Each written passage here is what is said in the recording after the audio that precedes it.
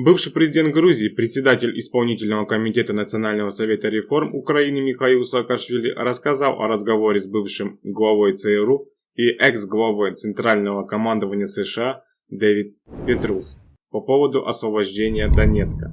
В интервью телеканалу Украина-24 он подчеркнул, что Петрус призвал украинскую власть освободить Донецк. Мне генерал Петрус отправил тогда длинную СМС.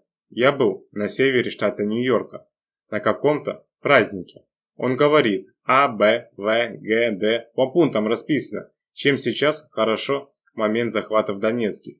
Вспоминает Саакашвили. Он говорит, что Петрус настаивал на освобождении Донецка, объясняя это тем, что силовики могли справиться своими силами. Политик назвал генерала выдающим современным генералом, реально из живых, выигравших реальную афганскую и иракскую кампанию. Саакашвили также утверждает, что передал слова генерала США бывшему президенту Петру Порошенко, однако тот никак на это не отреагировал. В телефонном разговоре с экс-главой государства он пытался обсудить с ним предложение американского военного, однако Порошенко перевел разговор на другую тему.